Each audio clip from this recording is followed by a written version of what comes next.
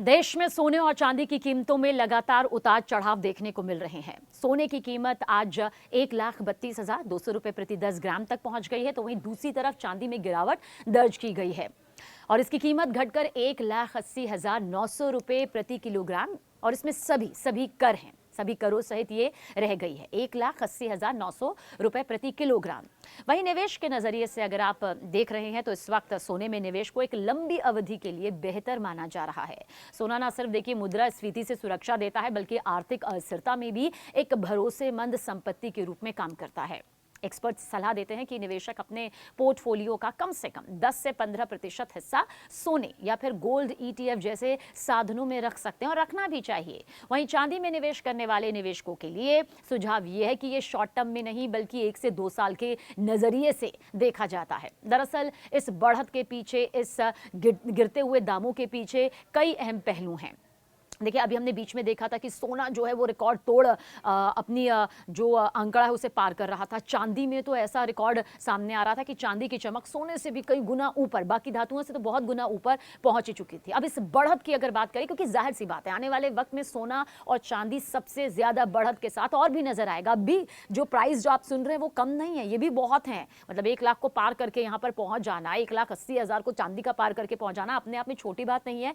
अब इस बढ़त के पीछे आप समझिए, सबसे पहले अंतर्राष्ट्रीय स्तर पर जो डॉलर की कमजोरी होती है और अमेरिकी ब्याज दरों में जो कटौती होती है, उसकी उम्मीद जो है वो सोने को निवेशकों के लिए एक सेफ हेवन बना देती है, जो बना भी दिया है। जब वैश्विक अर्थव्यवस्था में अस्थिरता बढ़ जाती है तो निवेशक अपनी पूंजी को सुरक्षित जगहों पर लगाना सबसे ज्यादा पसंद करते हैं। सोना चांदी हमेशा से उस भरोसेमंद का प्रतीक रही है जिसमें हम अपना इन्वेस्टमेंट करते हैं। तो वहीं दूसरी तरफ चांदी की बात करें तो ये सिर्फ ज्वेलरी तक सीमित नहीं रह गई है। आज चांदी का इस्तेमाल औद्योगिक उत्पादन, सोलर एनर्जी, इलेक्ट्रॉनिक उपकरणों में भी बहुत बड़े स्तर पर हो रहा है, और यही वजह है कि इसकी कीमत लगातार ऊंचाई की तरफ बढ़ती हुई नजर आती है। इस साल की शुरुआत में चांदी ने रिकॉर्ड स्तर छुआ था, और हाल ही के दिनों में देखिए मामूली विवाद के बाद अब थोड़ी इसमें तेजी हमने देखी भी थी। मार्केट एक्सपर्ट्स की राय है कि इस वक्त जो गोल्ड ट्रेडर्स हैं, 2025 के आखिर तक सोने की कीमतों में 5 से 7% तक की और बढ़ोतरी हो सकती है। यानी कि जो हल्की आपने करेक्शन का ये वक्त अभी देख रहे हैं ना, इसमें अभी और बढ़ोतरी होगी। 5 से 7% बढ़ोतरी होना छोटी बात नहीं है। और साथ ही साथ क्योंकि अब चांदी में हम देखते हैं तो अधिक जो अस्थिरता है वो यहाँ पर देखने को मिल सकती है, लेकिन इसका दीर्घकालिक यानी कि लंबे वक्त तक जो ट्रेंड है वो ऊपर की तरफ नजर आता है चांदी का।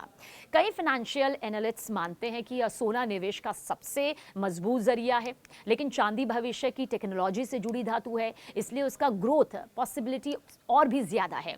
अब निवेश के नजरिए से अगर देखा जाए तो इस वक्त सोने में निवेश को लंबी अवधि के लिए बेहतर माना जा रहा है। सोना न सिर्फ मुद्रास्फीति से सुरक्षा देता है, बल्कि आर्थिक अस्थिरता में भी एक भरोसेमंद संपत्ति के रूप में काम करता आया है। अब एक्सपर्ट सलाह देते हैं कि निवेशक अपने पोर्टफोलियो का 10 से 15% हिस्सा सोने या फिर गोल्ड ETF जैसे साधनों में रख सकते हैं, और वो कहते हैं कि रखना भी चाहिए ताकि आपका भविष्य, आपके अपनों का भविष्य सुरक्षित हो सके।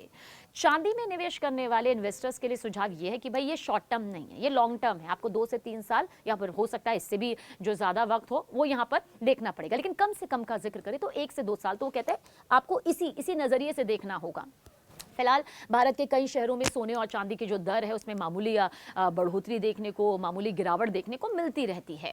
हम सभी की बात करते हैं। हाँ देखिए, अब जब हम कहते हैं कि जो प्राइस आपको शुरुआत में बताया क्या वो पूरे भारत का है, तो ये अब हर कोई जानता है। अगर नहीं भी जानते तो औसतन पूरा यही रहता है, क्योंकि जो GST है, जो ट्रांसपोर्ट चार्जेस हैं, जो बाकी थोड़े से चार्जेस होते हैं, उसको मिलाकर थोड़ा बहुत अंतर होता है। जैसे दिल्ली, मुंबई, जयपुर, लखनऊ और चेन्नई जैसे बड़े शहरों में सोने के रेट लगभग समान होते हैं, थोड़ा बहुत अंतर यहाँ पर होता है। जबकि स्थानीय टैक्स होगा, मेकिंग चार्ज हो गया, इसकी वजह से थोड़ा बहुत फर्क यहाँ पर होता ही होता है। अब ग्रामीण बाजारों में भी देखिए सोने की मांग जो है लगातार बढ़ रही है, क्योंकि किसान समुदाय इस वक्त जो है वो अपनी आमदनी से खरीदारी कर रहे हैं। गोल्ड ETF और अंतर्राष्ट्रीय सोना वायदा कीमतों में भी सुधार देखा गया है, जिससे घरेलू बाजार को सहारा मिला है। निवेशकों को फिलहाल कीमतों में उतार चढ़ाव के बावजूद लंबी अवधि के लिए सोना और चांदी को सुरक्षित विकल्प माना जा रहा है।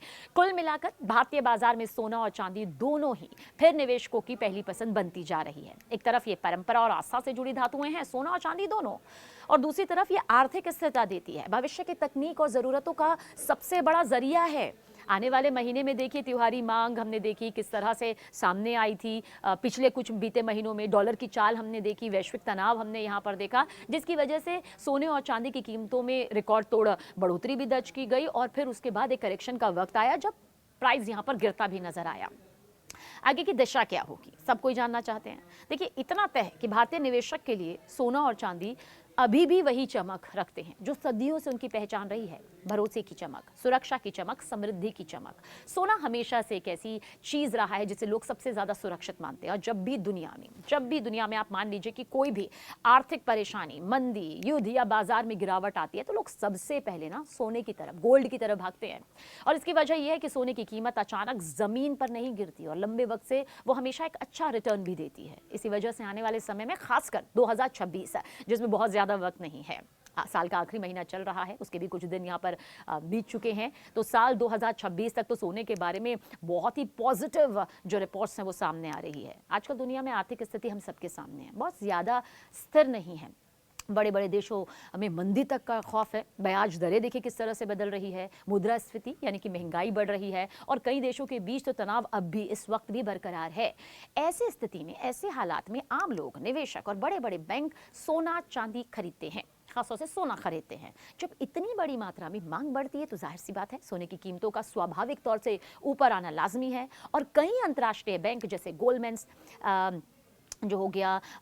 सैक्स हो गया, जेपी मॉर्गन हो गया, ये मानते हैं कि आने वाले कुछ सालों में सोना और ज़्यादा महंगा होगा। अब देखिए ये अनुमान कहते हैं कि 10 ग्राम सोने की जो कीमत है अभी तो और भी ज़्यादा आगे बढ़ती हुई यहाँ पर पहुँचेगी। और इतना ही नहीं, 2026 का तो ये कह रहे हैं कि ये 1,50,000 प्रति 10 ग्राम यहाँ पर पहुँच सकती है, 1,50,000, आप समझ रहे हैं। और हालांकि ये कोई पक्का दावा नहीं है, लेकिन रुझान यही दिखाते हैं कि सोना मजबूत बना हुआ है और अगर दुनिया की हालत इसी तरह से अनिश्चित रहती है तो इसकी कीमतें धीरे धीरे बढ़ती चली जाएंगी। लेकिन ये भी जरूरी समझ रहा है कि सोने की कीमतें एक सीधी रेखा में कभी नहीं बढ़ती है, बीच बीच में थोड़ा गिरना भी बिल्कुल सामान्य है। कई बार तो डॉलर की मजबूती, तेल की कीमतें, ब्याज दरों में बदलाव और सोने की कीमत कम भी हो सकती है। और इसी वजह से जो लोग सोने में निवेश करते हैं उन्हें समय देना पड़ता है और थोड़ी बहुत उतार चढ़ाव को भी यहाँ पर सहना ही पड़ता है। निवेश की दुनिया में सोना और चांदी अपनी अपनी अहमियत रखते हैं। सोना एक सेफ हेवन है, यानी कि सुरक्षित जगह माना जाता है कि आपकी बाकी निवेश की चीज़ें जैसे शेयर हो गया, म्यूचुअल फंड्स हो गए, ये अब नीचे आ रहे हैं तो भी सोना जो है वो स्थिर रहता है, जिससे कुल मिलाकर आपका नुकसान कम होता है। इसी कारण बहुत से वित्तीय विशेषज्ञ ये कहते हैं कि हर व्यक्ति को अपने पूरे निवेश में थोड़ा सा हिस्सा सोने में रखना ही चाहिए। कुछ लोग ये भी बताते हैं कि साल की शुरुआत या मार्च अप्रैल के बीच में सोना खरीदना बहुत अच्छा समय रह सकता है। तो अगला साल भी आ रहा है, 2026 की भविष्यवाणी देखिए इसी रिपोर्ट के जरिए भी हो रही है, क्योंकि इस दौरान अक्सर जो कीमतें हैं वो स्थिर रहती है। हालांकि ये कोई नियम नहीं है, बस पहले रुझानों के आधार पर कुछ निवेशक ऐसा मानते हैं। हाँ, अगर ज्योतिषी की बात करेंगे तो पारंपरिक मान्यताओं में सोना शुक्र और बृहस्पति ग्रहों से जुड़ा माना जाता है। कई लोग विश्वास करते हैं कि जब ग्रहों की स्थिति अच्छी होती है तब सोना खरीदने से सकारात्मक नतीजे मिलते हैं। ये मान्यता वैज्ञानिक नहीं है, लेकिन भारत में ना बहुत लोग इसे महत्व देते हैं, खासकर शुभ दिन और ग्रहों की स्थिति को देखकर सोना खरीदते हैं। और सबसे ज़रूरी बात तो यह है कि सोने में पैसा लगाने से पहले ये समझना चाहिए कि हर निवेश के साथ जोखिम भी आता है। सोने की कीमतें कभी कभी नीचे भी जा सकती हैं और बाजार में उतार चढ़ाव भी आते रहते हैं, इसलिए बिना सोचे समझे निवेश नहीं करना चाहिए। अगर आप बड़ी रकम का निवेश करने की सोच रहे हैं तो किसी वित्तीय सलाहकार से सलाह लेना समझदारी होगी। कुल मिलाकर आने वाले साल में सोने का माहौल मजबूत बनता नजर आ रहा है और अगर आपने लंबी अवधि के लिए सोच समझकर और सीमित मात्रा में सोना खरीदा है तो यह आमतौर पर नुकसान नहीं देता। लेकिन जल्दबाजी में या सिर्फ सुनकर निवेश करना चाहते हैं, योजना नहीं बना रहे हैं, धैर्य नहीं है, समझदारी नहीं दिखा रहे, तो फिर नुकसान झेलना पड़ सकता है। इसलिए निवेश हमेशा सोच समझ कर किया जाता है तो वो कई गुना फायदा देता है।